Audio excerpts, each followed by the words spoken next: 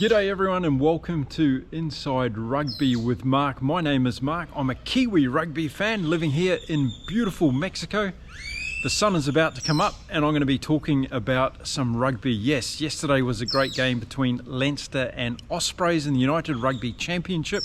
I was looking forward to this game for a number of reasons. Leinster were putting in their A team and we wanted to see how they would bounce back from that game against Northampton when they were pushed close in the Champions Cup game last weekend. So lots on the line here. Leinster were ranked 4th in the URC at this stage and Ospreys are number 10. So obviously both teams looking for their advantages with getting home ground advantage in the case of Leinster for the playoffs, and Ospreys looking to see if they make it into the playoffs and doing everything they can. So there's quite a lot on the line in this game. So let's get into it and I'll give you my full review of the game.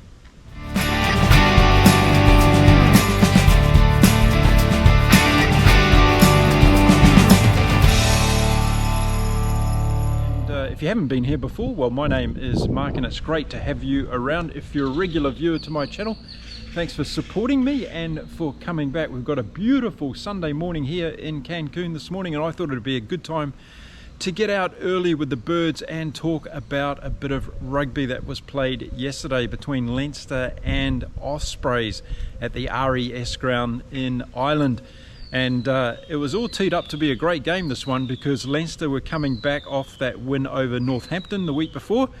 And I think they learnt a few things during that game. So I think Leo Cullen and Jacques Nienaber had a bit of soul searching to do during the week and how they're going to manage the run into the end of the season, because obviously there's a lot on the line for them with the Champions Cup and also the URC. I think Leinster learnt from the last few games and they've put out a very good team to play in this game. Not only the starting 15 but also those coming off the bench. When you can have the likes of Sheehan, Gibson, Park and Conan coming off the bench, you've got a pretty good team, that's for sure. Ospreys, well, they're ranked 10 in the URC before this game and they were looking at maybe consolidating a position in the playoffs. That's what they're going to be going for this year, so it's going to be very important for them to have a good game against Leinster. If not win the game, then to make sure they could get some bonus points somehow out of this encounter at RES. So we didn't have to wait too long in this game for things to get really crazy, and it was a try after just 3 minutes to Leinster, and it was a well-worked try as well. On the halfway, Kelleher got a great pass out to Jimmy O'Brien on the touchline, and he did basically a 50-metre touchline run down the left-hand side and scored the first try for Leinster. Jimmy O'Brien back in this team, very good to see him in the team. He's a bit of a speedster, knows how to score a try, and on this particular occasion he was keeping James Lowe out of this team, so not too shabby as far as that goes. But it was a really good try for Leinster. They showed their intent straight away. They wanted to run the ball in this game and they got that early 5-pointer.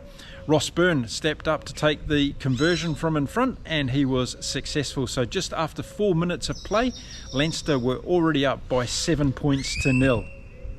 Now for the next few minutes it was all Leinster. They were just getting the ball from inside their own territory, running into the Ospreys territory. They had the majority of possession. They were keeping the territory down into the Ospreys half of the field. And they were using their big ball runners to really get into the Ospreys defence, and it was very, very interesting to see how they were developing this game. They were going up the middle first of all, the likes of Caelan Doris, Josh van der Fleer, Beard was having a run as well, and Ty Furlong was really involved in the game early on, and this was breaking up the Ospreys defence and giving Leinster the opportunity to use those backs and to put some real pressure on the Ospreys defence. So in the first 8 or 9 minutes or so it was all Leinster. Ospreys didn't seem to have any chance of getting their hand on the ball, and one of the things this Leinster team are doing very well when they're playing well is they're keeping the ball and able to be patient with the ball as well, which I think is very critical to setting up their point scoring opportunities. And we didn't have to wait much longer until the next try came in the game. It was in the 10th minute and Leinster were down on attack. They had a line-out situation, attacking line-out situation. They got the ball into a couple of rolling mauls, pick and go. And that man, Ross Maloney, went over for a fantastic try on his 108th cap for Leinster.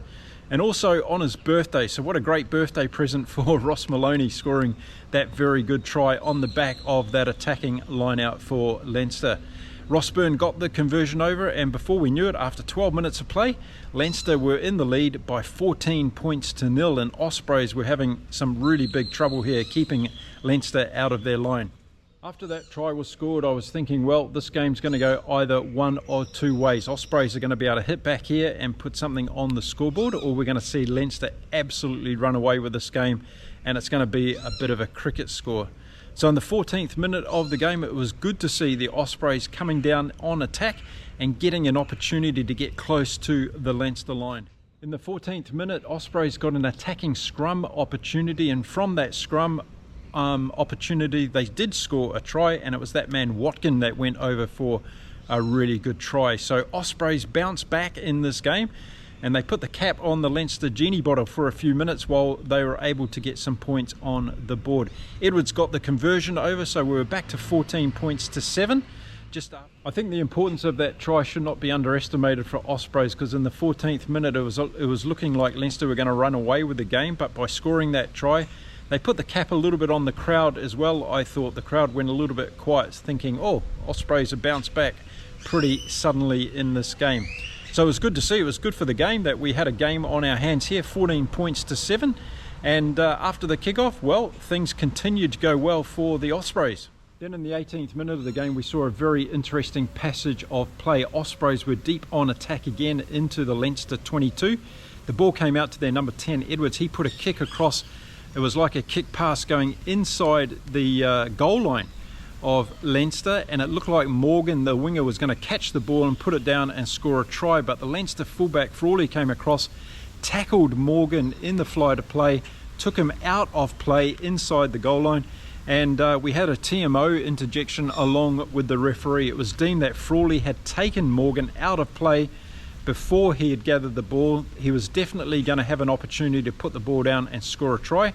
So the Ospreys were awarded a penalty try as a result of that. Frawley was sent to the bin and given a yellow card, and the game was back to parity at 14 points all after 19 minutes of the game. So this really put the crowd on the back foot as far as Leinster were concerned, and it was a good bounce back from the Ospreys, because as I said, Leinster had scored those two quick tries at the beginning of the game, taken all the momentum away from the Ospreys, and here they were. They came back, and within 20 minutes the game was even at 14 points all.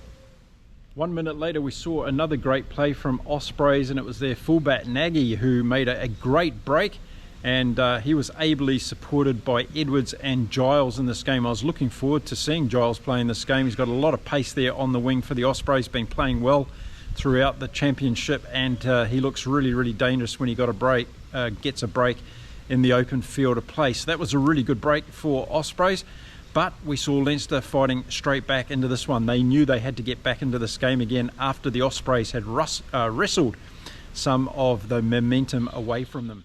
And that's exactly what they started to do, Leinster. It was Caelan Doris who had a great steal and turnover from that great move from the Ospreys, and I think that gave Leinster a little bit of momentum again. They went down deep into the Ospreys territory, and in the 26th minute they went over for another try. This time it was Jordan Lama on the wing, a fantastic try, his 30th for Leinster since he's been playing for them, and it was a very well worked try indeed. Ross Byrne put a little kick through, and Armour was able to put his hand on the ball and score the try for Leinster.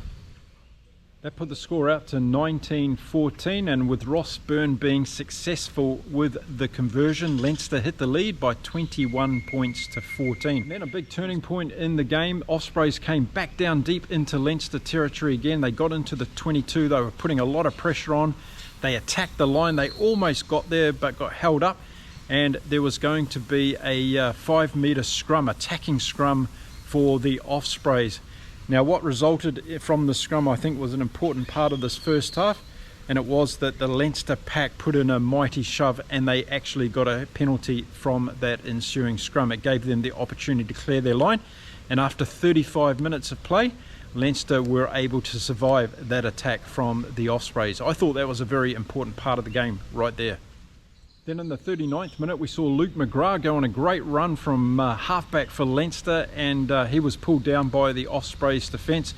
But again, it was just showing the intent Leinster had to run this ball. It was just a shame he didn't have any support players in the right position at that stage to be able to finish that move off for a try. So we went to half-time. It was 21-14. It was a really entertaining game of rugby at this stage, and I thought it was very well played by the Ospreys. They were still in this game at half-time, and they were showing their intent. They were having a bit of trouble getting through the Leinster defence, and as the game wore on, I thought this was going to be a problem, as I did with Ospreys running out of gas literally in this game, and up against a Leinster team that were just going to be able to bring on more and more recruits in the second half to make it more and more difficult for them. So I was expecting that once again the first team to score early in the second half was going to have a big advantage in this game. If the Ospreys were able to do that, it was going to give them some momentum and belief that they could take it on to Leinster in this game. But if Leinster were able to score early in the second half, then I think they were probably going to run away with it. I think Leo McCullen and Jacques Nienaber would have been fairly happy with the performance from Leinster in the first half. Not quite as clinical as they could have been in defence. I think that's the only area that they were really lacking. Whenever they had the ball on attack, they looked very dangerous. They looked like they were going to score points. But unfortunately, on a couple of occasions for them, Ospreys were able to get through their defence and score those couple of good tries in the first half. From the Ospreys' point of view, Edwards was controlling things well from the number 10 jersey. And I thought if they just kept putting their opportunities out there, Nagy from fullback was doing some really good stuff. So if they could involve him in the play, get Giles into the game a little bit more, I saw an opportunity here for Ospreys to score some tries against the run of play, and that's what they were going to have to rely on in the second half. I thought that the Leinster forwards were going to dominate a little bit more in the second half as time went on in this game. I saw Ospreys running out of power, but the likes of Dewey Lake were doing a very, very good job for the Ospreys in this game. So it's going to be set up for a really good second half. So how would it turn out? Let's have a look at it right now. Well, we only had to wait 1 minute of the second half to find out who was going to grab the momentum in this game, and it was Leinster. And what a great try it was, coming to that man Jason Jenkins, his 7th try for Leinster, and it was a pivotal one at this stage of the game. So it was a great try to Leinster, put them out to 26-14 with the kick to come. Ross Byrne had his conversion boots on today, and he was successful with the kick. So 28 points to 14 just after half time, exactly what Leinster wanted to do. And I thought this gave them exactly the momentum they were looking for in this game. This would have shell-shocked Ospreys a little bit to go down that try early in the second half. I think it would have impacted them a little bit emotionally, having to go back to their goal line so early in the second half. Now for the next 10 minutes of the game, it was a bit of an arm wrestle, and the Ospreys defence was doing very, very well because the Leinster started throwing a lot of things at them and they were holding up pretty tight under the pressure. There were no points scored in that next 10 minutes, and as a result of that, the Ospreys must have thought, well, we've still got an opportunity if we can get across the Leinster line, but the Leinster defence was looking too strong in this game. They were up with that rush defence, they were cutting the Ospreys down. And when the Ospreys did get the ball, they were moving more laterally than they were heading towards the Leinster line. So that was going to be a problem for them. And then in the 51st minute of the game, Leo Cullen decided, okay, it's time to pull the ripcord. And on came Gibson Park, Dan Sheehan and Jack Conan. So what 3 amazing reserves to have come on at that stage of the game. And you were just expecting that Leinster were going to go to another level at this time. And that's exactly what happened in the 54th minute of the game. Gary Henshaw went on a brilliant run, got the ball out to Jordan Lama, and he finished off the brilliant move for another try to Leinster, and Armour's 2nd try in this particular game. So a well-worked try by Leinster. They opened up the Ospreys defence again, and it gave a little bit of a warning bells, I think, to the Osprey fans that this game was going to really open up. So 33 points to 14 to Leinster with the conversion to come, and Ross Byrne made that go over. So it was 35 points to 14 after 56 minutes of the game. The game now almost looked over. Leinster had their bonus point in the bag, and let's remember that they weren't going to get to the top of the table. Glasgow were at the top of the table of URC, and even by scoring a bonus point win in this game, Leinster were only going to be able to get to position number 2. that's good enough, of course, as they run into the last games of the season. So Leinster looked like they had everything in the bag. It was up to see now whether Ospreys' resilience was going to give them an opportunity to get back and maybe to get a bonus point out of this game by scoring a couple of more tries. Now for the next 5 minutes, as we headed into the 60th and the last quarter of this game, we started to see the game a little bit unravel a little bit because of the reserves coming on and it just resettling down again. This happens quite often, doesn't it, in the game of rugby, when the benches get dumped on and those scrums need to be resorted out and the teams just need to get their rhythm back into the game. Well, that's exactly what happened around this period of the game.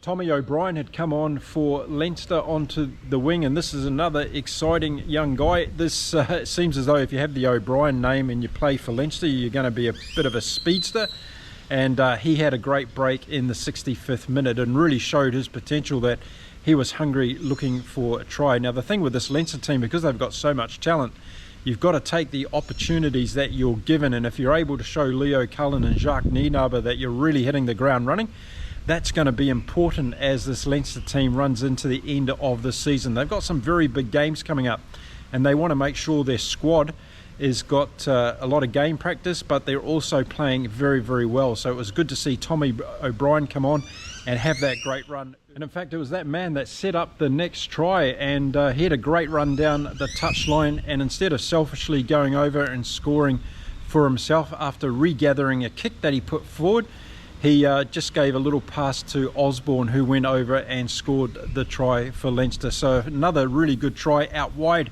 for Leinster, and there was no doubt about it now. They were putting their foot on the gas, and the Ospreys defence was starting to look a little bit soft towards the back end of this game. So that try made it 40 points to 14. Frawley had taken over the kicking duties at this stage. He got the conversion over. So after 70 minutes, with just 10 minutes to go in the game, Leinster were ahead by 42 points to 14. Well, the last 10 minutes of this game didn't pan out the way Ospreys wanted to do. There was another 3 tries to be scored by Leinster in the last 10 minutes of the game. The first one going to Charlie Ngatai, who scored a really good try, and that was the 7th try in this game for the Leinster. The next try went to Jordan Larmour. He was set up by Gibson Park with a fantastic pass that went out very wide to him on the wing, and he was able to get over and get the try. And then the last try, and then in the last minute of the game, it was Tommy O'Brien who went over for a try, and it was set up this time by Jimmy O'Brien. So it was a fantastic duo those two got, and it really capped off a fantastic performance by Leinster in the second half in particular of this game. They ran away with this game. So the final score was 61-14 in favour of Leinster. They ran away in that second half. They scored 40 points to Ospreys 0, and it was an extremely convincing win, and that's the level of play we expect from Leinster in this particular team, isn't it? They're really on the pedal in the second half. Jason Jenkins scoring that try just after half time, I think, was a really pivotal moment of the game as it gave Leinster the momentum going into that second half. But I think they were always going to break down this Ospreys defence, particularly when they loaded their bench onto the field, and they just had too much class. I thought the second half was really, really good from Leinster. They were clinical, they kept the pressure on, but they were also very patient and making sure they moved the ball around between forwards and backs. Ty Furlong had a fantastic game, I thought. Caelan Doris, haven't seen the guy have a bad game. He was on it again today with lots of steals, lots of good runs as well. Josh van der Fleer was leading by example and doing some really, really good things in the breakdown. Ross Byrne had a couple of times with funny kicks in general play. He's also kicking when he doesn't need to. I think he needs to use the players outside him when he's got players outside him, so Leinster can recycle the ball and go for another phase. He did a few kicks today where he just gave the ball away to the opposition. And I know a lot of you have been talking about Ross Byrne as being the weak link in this Leinster team. He just needs to clean those things up. He converted those tries very well with his kicking today. He was on point. And as we know, as we head into that Champions Cup final against Toulouse, every point is going to be critical. So Ross Byrne has to have his kicking boots on that day for sure. But it's more important for me that he's playing better in general play, because Leinster have got those players outside him. He needs to feed them and give them the opportunity of going forward. A little bit disappointing from the Ospreys in the second half of this game, but they were up against it. There was a lot of good players in the Ospreys team today. Dewey Lake, I thought, was one of the standout players. Edwards played well at number 10, and Nagy was dangerous coming in the back line, but their defence just fell apart in that second half, and it was like Leinster were just waiting for that gap to open, and they were able to get through for another try. They've got a lot of weapons outside Leinster, with Jimmy O'Brien and Tommy O'Brien. Of course, James Lowe wasn't playing in this game as well, and Gary Henshaw did some good things in running through. Jordan Larmour, of course, got 3 good tries in this game, so a hat-trick for him. And it was a good general team display from Leinster. I think the big takeaway for me out of this game for Leo Cullen and Jacques Nienaber is they need to go with their A team in as many games as they can leading into the end of this season, because they're all going to be very important games, and I don't think Leinster can afford to be without those players playing very well. They need game time, and the game yesterday was a great example of that. When they get on the field and they get some rhythm and momentum going, then they're able to play to the level that we want to see them play. So that was the big takeaway for me. I think Leinster needs to go with the A team heading into the final games of the season, and they're going to stand a very good chance of doing the double, I think. So there we go, that's my review of the Leinster versus Ospreys game yesterday in the United Rugby Championship. Let me know in the comments if you watched the game, and if you were there at RES to watch the game yesterday. I'd love to hear what your thoughts were the atmosphere, particularly after the Ospreys scored those couple of tries in the first half to get back into the game, but then it opened up, of course, for Leinster. Let me know what you thought of the game. Let me know what players stood out for you. And if you are on the Leinster side of things, let me know what you thought about Ross Byrne's performance yesterday in general. Did you think he had a better game, or are there still things he needs to tighten up as we get into the business end of this year's season, both from a Champions Cup final point of view and also from the URC playoffs perspective? I'm going to be back again really soon with some more video content right here on Inside Rugby. So if you do enjoy my content, why not hit the subscribe button, give this video a bit of a thumbs up and a like, and I'll see you again really soon from here in beautiful Mexico. Time to go and start the day. I'll see you all again very soon. Until then, stay safe, stay well everyone, and it's time to say bye for now.